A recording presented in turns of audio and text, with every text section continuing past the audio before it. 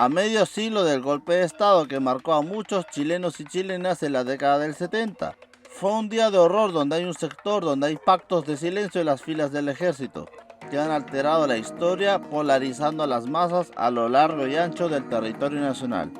Prepárate y quédate en tu asiento, querido espectador, porque te voy a contar sabiendo que yo no viví esa época, pero nuestros padres y abuelos vivieron esos 17 años de horror totalitario fascista y 30 años de robo, abuso, saqueo, estafa y continuismo descarado que dejaron los gobiernos de la Concertación y la derecha.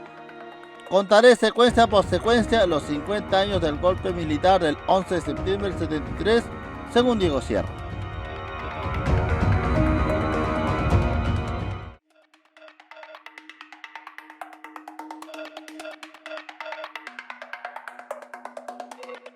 Corría el año 1970 en plena Guerra Fría. Habían dos polos opuestos ideológicamente irreconciliables. La Unión Soviética, que quería un modelo comunista, y Estados Unidos quería un modelo capitalista. En lugar de resolverlo a través del diálogo, sucedieron guerras alrededor del globo, dejando masacres y sufrimiento. En el caso de Chile no es la excepción. Había elecciones presidenciales para saber quién ocupaba la alta magistratura a nivel país. Habían tres candidatos a sentarse en el sillón presidencial que ocupaba Eduardo Frei Montalva. Primero estaba Radomiro Tomic, de la Democracia Cristiana, que sacó el 28% de los votos. Luego estaba Jorge Alessandri Rodríguez, del Partido Nacional, conglomerado de derecha, sacando el 35%. Y finalmente Salvador Allende, del Partido Socialista, quien consiguió ganar las elecciones con el 36% de los votos, convirtiéndose en el primer presidente socialista en el mundo en llegar al poder por la vía pacífica. Una vez en el cargo, aumentó la producción, bajó el desempleo, nacionalizó el cobre, redujo la mortalidad infantil, las industrias pasaron al poder de los trabajadores y mucho más, en beneficio del pueblo. La unidad popular vencedora será tumba del yanqui opresor. Los años previos al golpe, Estados Unidos, en complicidad con la derecha y el empresariado, hacían planes burdos para sacar a patadas del Palacio de la Moneda al gobierno de la Unidad Popular con Allende a la cabeza.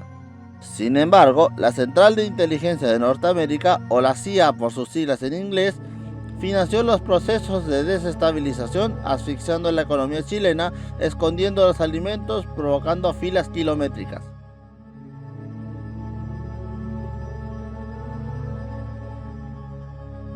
Medios de comunicación pagados por el imperio yanqui para difamar al presidente Allende, el paro de camioneros y la frutilla del postre, surgieron movimientos de extrema derecha como el Frente Nacionalista Patria y Libertad, dividiendo aún más a Chile. Cabe señalar que el cantautor chileno Víctor Jara mencionara en su canción Las Casitas del Barrio Alto el asesinato del general René Schneider por extremistas de Patria y Libertad. No solo eso, ya en 1973 el país ya en sí estaba polarizado en dos polos opuestos.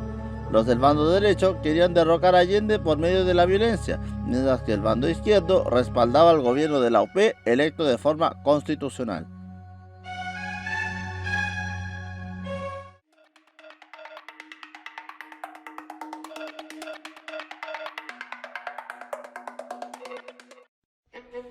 El 29 de junio de ese año, 3 meses antes del golpe de Estado, sucedió una intentona golpista que fracasó, el tanquetazo. Fue evitado por el general Carlos Prats, leal al compañero presidente. Después de ese episodio, se persiguieron a los sediciosos, pero eso no evitó lo que se vendría 3 meses después. La mañana del martes 11 de septiembre de 1973 sería el día más escabroso que se haya escrito en la historia de Chile. Los militares golpistas se encargarían de hacer la vida imposible a los adherentes de Allende, que defendió con su vida el gobierno elegido legalmente. Pero antes de eso, el Chicho cometió un error de nombrar a una persona que con el tiempo traicionaría a la patria con torturas, violaciones, asesinatos, desapariciones e incluso atropellos a los derechos humanos. Haré referencia a esa persona luego. Volviendo al tema del golpe, los medios de la época fueron acallados e intervenidos por los militares sediciosos. A las 11 de la mañana, la Fuerza Aérea comienza a bombardear el Palacio de la Moneda. Carabineros y el ejército dijeron por vía radial que iban a liberar de la patria del yugo marxista. Pero Salvador Allende no se quedó callado. Aprovechando que iba a ser derrocado, dijo unas palabras que quedarán grabadas en la memoria del pueblo, que decía lo siguiente: trabajadores de mi patria, tengo fe en Chile y en su destino. Superarán otros hombres este momento gris y amargo, donde la traición pretende imponerse. Sigan ustedes sabiendo que mucho más temprano que tarde, de nuevo abrirán las grandes alamedas por donde pase el hombre libre para construir una sociedad mejor. ¡Viva Chile! ¡Viva el pueblo! ¡Y viva los trabajadores! Minutos más tarde, Salvador Allende fue derrocado por el maquiavélico fascismo.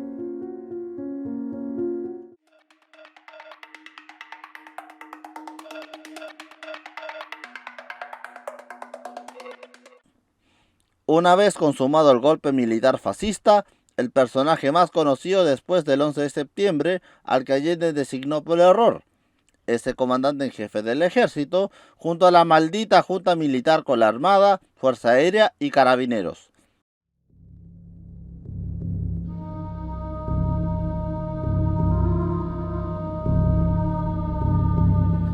Es imposible mencionar el nombre de Augusto Pinochet, un militar muy querido por la alta sociedad y los derechistas, yo en lo personal y para el pueblo el general más aborrecido por la gran mayoría de los chilenos. ¿Por qué fue más odiado que amado? Bueno, dejemos que su tren descarrilado de su vida hablen por él. En los años 40, su odio a los comunistas empezó cuando en la época de Gabriel González Videla decretó una ley que relegó a los izquierdistas a campos de exterminio, más conocido como la Ley Maldita. Tras demasiados ascensos, Allende le dio por error un hueso mayor al nombrarlo comandante en jefe del ejército sin saber que Pinochet era anticomunista. Educado en la temida Escuela de las Américas, famosa por tener alumnos a represores y asesinos de masas de Latinoamérica. Bajo mi visión crítica, este vejestorio de tono sonsonete, en sus últimos años, nunca sintió remordimiento al referirse a las víctimas de su sanguinario régimen. No conforme con eso, jugaba a ser el enfermo imaginario, en el sentido de que cuando regresó de Londres en el 2000, al levantarse de la silla de ruedas con sus escoltas, el dictador se levantó de la silla de ruedas, caminó por su cuenta, burlándose de las víctimas de su asquerosa dictadura, causando una furia deleznable de los familiares de los detenidos desaparecidos. Pero su estadía en Chile no fue tranquilo como él quería. La líder del PC, Gladys Marín, fue la primera mujer chilena en presentar una querella criminal por los caídos de su régimen. El escándalo llegaría en el 2004, cuando se destapó la olla de las 125 cuentas bancarias del dictador, estimando una fortuna de $21,3 millones, 17,8 millones de manera ilegal, mientras que el resto fue confiscado, quedando en evidencia que aparte de genocida, un corrupto ladrón. Su vida terrenal finalizaría el 10 de diciembre del año 2006 y lo más paradójico es que murió justo en el Día Internacional de los Derechos Humanos. Sus adherentes lloraban y sentían odio desquitando su furia contra la prensa, mientras que el pueblo celebraba la muerte del dictador más odiado por la sociedad chilena, amado por algunos y aborrecido por el pueblo, incluyendo yo.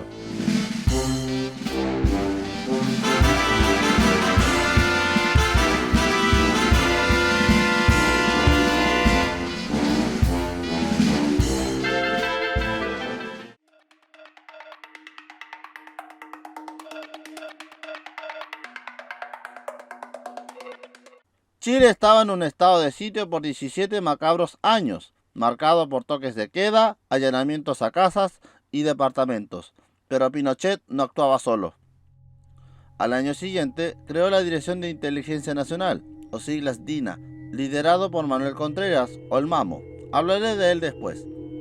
Su cargo consistía en torturar, violar, matar y hacer desaparecer a miles de personas durante la Operación Cóndor, creado en Estados Unidos para eliminar a los opositores de las dictaduras del Cono Sur, incluyendo Chile.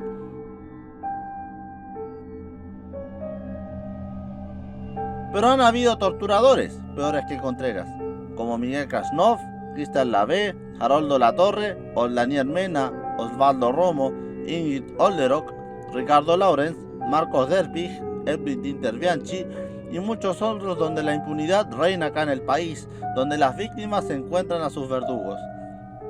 Hay una agrupación en Chile que es famosa por hacer la vida imposible a los colaboradores de la dictadura. Me refiero a la Comisión Funa.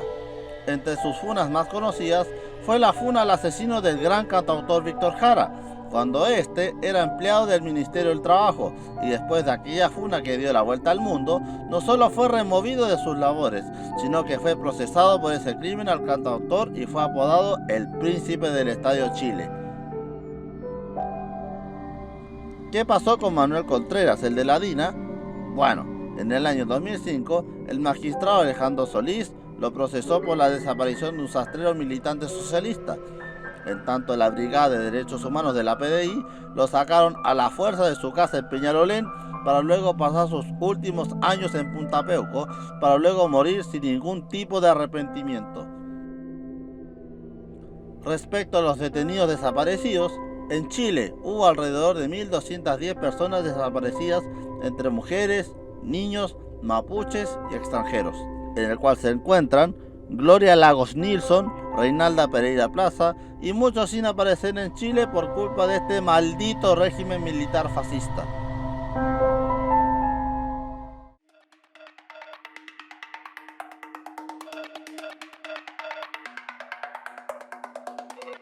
Durante los 17 años que duró la dictadura, vendría lo peor. Los soldados quemaban libros y los detenidos eran llevados a distintos centros de exterminio del país, como Isla Dawson, Villa Grimaldi, Londres 38, Estadio Chile, Estadio Nacional, Pisagua y otros puntos. Hablando del Estadio Nacional, en ese recinto deportivo que fue un centro de tortura, hubo un partido de la vergüenza. En esa época, la selección chilena debía enfrentar a la Unión Soviética, pero los seleccionados rusos se negaron a viajar a Chile debido a los atropellos a los derechos humanos que ocurrían en ese estadio, causando que la Roja de Caselli, Chamaco Valdés y Elías Figueroa tomaran el boleto al Mundial de Alemania Federal de 1974. Ese periodo no solo mató y torturó al pueblo, sino que mandara al exilio a miles de compatriotas alrededor del mundo. Entre los exiliados se encuentra Gladys Marín, que fue bien recibida en la RDA, o sea, en la Alemania Oriental. El mundo se solidarizó con los exiliados chilenos a base de afiches en varios idiomas, denunciando y boicoteando los productos chilenos de esa época. Hablando del Mundial del 74, mientras se desarrollaba el partido entre Chile y Australia en la fase de grupos, un grupo de chilenos exiliados saltaron a la cancha, portando una bandera chilena que decía Chile sí, Junta no, interrumpiendo el partido como protesta por la situación que el país atravesaba. Conforme al pasar los años, hubo 2 magnicidios fuera de Chile en la década del 70. Primero es el caso del general Carlos Prats, quien fue asesinado junto a su esposa en un atentado el 30 de septiembre de 1974 perpetrado por la DINA en Argentina. 2 años más tarde, el canciller de Salvador Allende, Orlando Letelier, en Washington, capital del imperio, fue asesinado de un atentado por coche bomba el 21 de septiembre de 1976. Los perpetradores fueron los mismos. Michael Townley fue su asesino.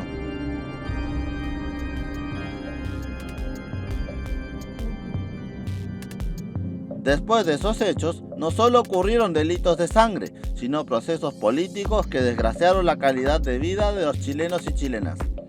Como por ejemplo, las privatizaciones de empresas estatales, el modelo económico neoliberal, la implementación de las AFP, los Chicago Boys, el conservadurismo católico del Opus Dei en Chile, desnacionalización del cobre, la subcontratación, la intervención del fútbol chileno, el nacionalismo fanatizado de Pinochet, y lo peor de esto es la redactación de la Constitución de 1980, hecho por uno de los ideólogos de la dictadura, Jaime Guzmán. Hablaré de él después. En los 80, en plena crisis económica, los chilenos a medias se las ingeniaban con ollas comunes porque en esa recesión pocos tenían acceso al trabajo. En esa década se armó las protestas contra la dictadura por la censura mediática que había en el país, Los periodistas y corresponsales internacionales se coordinaban a escondidas con los reporteros locales e independientes. Copiar los metrajes para así mostrar al mundo lo que pasaba realmente en Chile, burlando la censura de los medios leales a Pinochet, como Canal 13 por ejemplo. Al finalizar los años 80, sucedieron hechos de mayor interés público, como el fallido atentado al asesino S, la fundación del Frente Patriótico Manuel Rodríguez, el caso de Gollados, caso Quemados, la Operación Albaña y Carrizal Bajo, y el plebiscito del 5 de octubre de 1988. Este último, durante las campañas de ambos bandos, tanto del sí como el del no, de la franja pinochetista, aparecieron colaboradores como Elías Figueroa, Patricia Maldonado, Horacio Saavedra, Sergio Checho Irane, Marcelo de Cachureos, Catherine Salosny, Claudio Sánchez, Quique Morandé, Raquel Argandoña, entre otros carcamales de la derecha miserable. ¿Creen que esto se acabó lo de los 17 años de dictadura del terror? Esto es solo la punta del iceberg.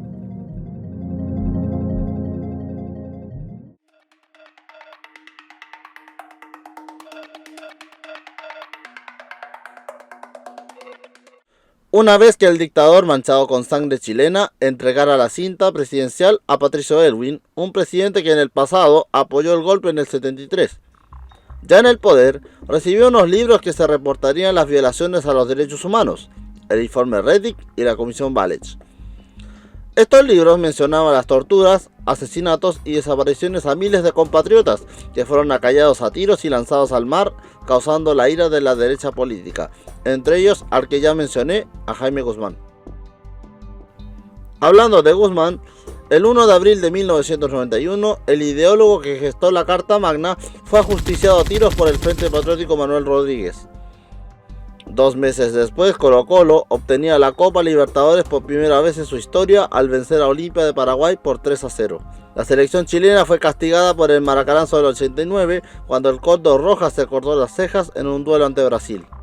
Al año siguiente, en agosto del 92 del siglo pasado, un extinto empresario dueño de Megavisión, Ricardo Claro, publicó una conversación privada entre Sebastián Piñera y Jorge Andrés Richards, panelista de un programa político de la época. En ese audio privado, Piñera le pide a ese conductor que ataque los puntos débiles de Evelyn Matei una vez entrevistada. Esto causó un escándalo de proporciones en el mundo político de esos años. En esa misma década, las micros de colores tenían sus días contados. En 1991, el entonces Patricio Aylwin, con un ministro de Transportes, implementó un sistema de transporte público conocido como las micros amarillas.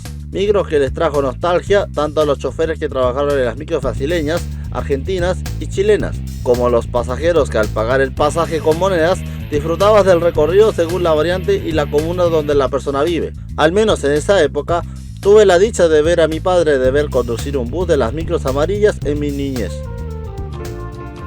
También surgieron canciones que en mi infancia que sí se escuchaban en las radios y programas de televisión relacionados con la música de la época de los 90. El boom de los videoclubes, consolas de videojuegos y otros juguetes que en esos años no cualquiera podía tener en la infancia de esos tiempos. Volviendo al tema social, Eduardo Frei Ruiz-Tagle asumió la presidencia de Chile al reemplazar a Aylwin, ya que su nefasto periodo de 6 años se encargó de privatizar el agua, la luz y firmando tratados de libre comercio como loco y el pueblo trabajador costeando las penas de la macroeconomía. Y la cerecita sobre el pastel, la tragedia de las casas Copeva, dejando a los vecinos de esa zona damnificados con el agua de la lluvia hasta el cuello. En 1998, Pinochet, al viajar a Londres, fue detenido por orden de España, de la mano del juez Baltasar Garzón, por delitos de lesa humanidad, mientras que acá las heridas se reabrieron de los dos lados. Al menos en lo que recuerdo, las mujeres burguesas idolatraban hasta el cansancio a un genocida que hablé en la secuencia anterior. Al cruzar de siglo, en el milenio del 2000, pasaría la banda presidencial a otro neoliberal de poca monta, al socialista Ricardo Lagos, que de socialista no tenía nada. Tomando el tema del Papi Ricky, su mandato fue paupérrimo. La abolición de la pena de muerte, la privatización de las autopistas urbanas, perpetuó la Constitución del 80, implementó la reforma procesal penal, el caso de indemnizaciones, criminalizó al pueblo mapuche, creó el Transantiago, que es considerado la peor política pública que se tenga registro. En la cumbre APEC que se desarrollaba en Chile, Ricardo Lagos recibió al enemigo más odiado del planeta Tierra, sobre todo en su país de origen. Me refiero a George W. Bush, el mismo al que le declaró la guerra a Irak en 2003, ganándose el aborrecimiento a tal punto que el difunto presidente venezolano Hugo Chávez al calificarlo de Mr. Danger y cobarde. Llegando al 2005, con 14 años cumplidos, en el cual me conmoví con los conflictos caídos de Antuco de ese año, y el fracaso de la selección chilena en el camino al Mundial de Alemania 2006, Juvenal Olmos, el perro verde, se encargó de dejar muy mal parado el plantel de La Roja de todos. En ese tiempo conocí el fútbol. Dejando el 2005 atrás, Michelle Bachelet, la futura presidenta de Chile, gana las elecciones presidenciales, convirtiéndose en la primera mujer en ponerse la banda de la alta magistratura.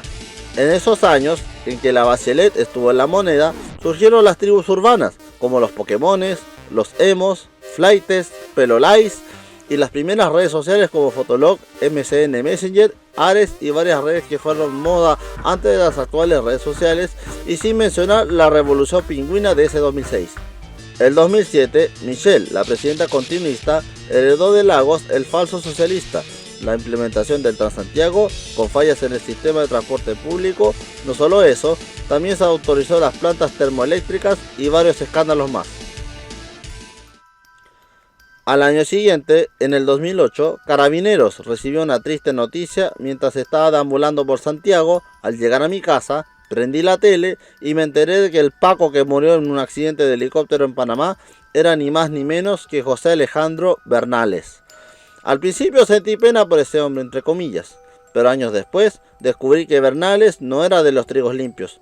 En su haber hubo represión en la dictadura, hostigamiento al pueblo mapuche, lumazos y torturas durante la Revolución Pingüina y mucho más.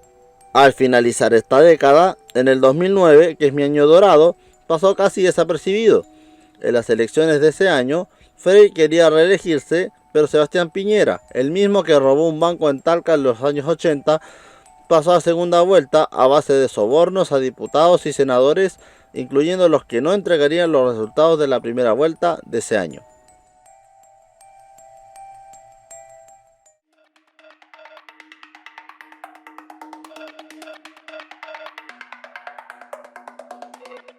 Este payaso en el 2010, un mes y pocas semanas antes del terremoto del 27 de febrero de ese año, logró ganar la segunda vuelta en el país.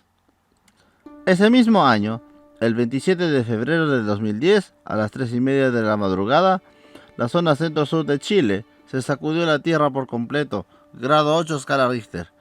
En ese tiempo, estaba obsesionado con el fin del mundo del 2012, en el cual hablaré luego. Una vez que la patria estaba siendo azotada por el terremoto, nosotros los chilenos sabemos levantarnos de cualquier desastre natural. Ese año Chile cumplía 200 años de independencia, pero más de 500 años de genocidio a los pueblos indígenas. No solo a los de Gualmapu, sino a los de Guitas, atacameños, entre otras etnias chilenas a manos de los españoles. Luego de eso, vienen los 33 mineros que quedaron atrapados en una mina, y fuimos noticia en todo el mundo. La famosa cápsula que sacaban de A1. Y al final y al cabo, según teorías conspirativas, era un show mediático para distraernos.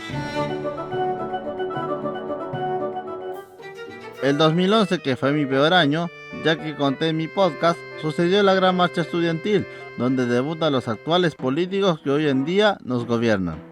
Entre ellos Gabriel Boric, Yoyo Jackson, Camila Vallejo, Carol Cariola, rostros de nuestra política que en esa época eran dirigentes estudiantiles que con el pasar del tiempo fueron diputados y, como siempre, cambiaron de discurso al ganar sueldos que el chileno a medias no llega a fin de mes. En esa última década habían partido de este mundo a varios famosos que para bien o para mal contribuyeron al país. Al que recordaremos para bien es a Felipe Camiroaga, Carlos de Gabardo, Liliana Ross y muchos que nos legaron para bien. En Aysén, casi llegando a la Antártica, con las protestas de esa zona por falta de comunicación y servicios básicos. No solo eso, también se recuerda el polémico proyecto Hidroaysén, en el cual algunos diputados se entregaron a los poderosos empresarios de la élite. Entre esos carcamanes se encuentra el execrable René Alinco y muchos otros traidores. Años más tarde, la corrupción exasperó al pueblo con los casos más repudiables que se tenga registro, como los abusos cometidos por la cobarde Iglesia Católica, caso Cabal, caso Penta, caso SQM, la ley de pesca y varios hechos que nos hicieron dejar de creer en la clase política. Hablando de eso, en lo popular, acá en Lo Espejo, se construyó sin el consentimiento de los vecinos el metrotren que conecta de Santiago a Rancagua. Yo en ese tiempo era militante de esa agrupación ciudadana del 2013 hasta el 2016. También en lo positivo, el nombre de Chile estaba en lo más alto cuando se disputó la Copa Argentina en este territorio, en el cual la selección ganó por penales a Argentina, mismo rival que Chile se enfrentó al año siguiente obteniendo la Copa Centenario en el Imperio Yanqui. Al menos como chileno ya puedo morir en paz, sabiendo que tuvimos una generación dorada. Volviendo a nuestra realidad chilensis, aparte del terremoto del 27 de febrero, hemos pasado por incendios forestales, aluviones, etc. Al pasar el tiempo, en el 2017, la inmigración extranjera en el país ha aumentado de manera enorme los haitianos, colombianos y venezolanos. Estos últimos lideran la diáspora en Chile, superando a los peruanos, entre otras nacionalidades.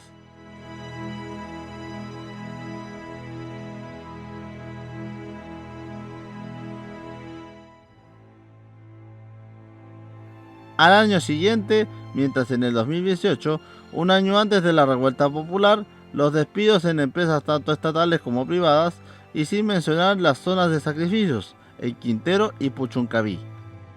Esta última década fue horrenda para el pueblo mapuche, en especial el homicidio del comunero Camilo Catrillanca. Ese crimen queda en evidencia que los chilenos infelizmente somos racistas con el Gualmapu, ya que esta etnia está siendo criminalizada socialmente, y eso que yo apoyo al pueblo que por derecho exige que las tierras usurpadas sean propiedad de los mapuches. Terminado este periodo de los 2010, el 2019 aconteció la primavera chilena, para otros el estallido social. El origen de la revuelta popular fue por la alza del pasaje de micro por 30 pesos y los dichos de los payasos del ministro de Piraña previo a la revuelta. El 18 de octubre del 2019, los estudiantes saltaron los torniquetes del metro, causando que el país despertara de los 30 años de abuso a la clase popular. Pero la respuesta de Piñera fue funesta, cuando le declaró la guerra a su propio pueblo, manchando sus manos con sangre chilena. En ese tiempo, fuerzas especiales de carabineros y el ejército mataron sin piedad a aquellos que pedían un Chile digno, y otros fueron mutilados a manos de la policía, aumentando aún más la aversión hacia los pacos. Durante el estallido, el 15 de noviembre, unos luchaban por lo justo, otros estaban saqueando los supermercados. Los políticos de ese tiempo, entre ellos Gabriel Boric, que en ese tiempo era diputado, firmaron un acuerdo a espaldas de la clase obrera, traicionando aún más la confianza de todo Chile. En el 2020, época del COVID-19, en esa época de cuarentena, nos quedábamos en la casa. En mi caso, nos las ingeniábamos para sobrevivir, y por el mes de junio o julio de ese entonces, el pueblo salió a la calle para exigir una caja de mercadería a cada casa del país. En octubre de ese año, Chile votó a prueba las elecciones en plena pandemia, celebrando el cambio de la constitución heredada del nefasto Pinochet. 2 años más tarde, Chile giró la tortilla al votar rechazo, y para colmo, este 2023 elegimos a los mismos que nos gobernaron por más de 30 años. En el fondo, siento vergüenza que los pobladores elijan a los que nunca los van a ayudar a calmar el hambre por un voto.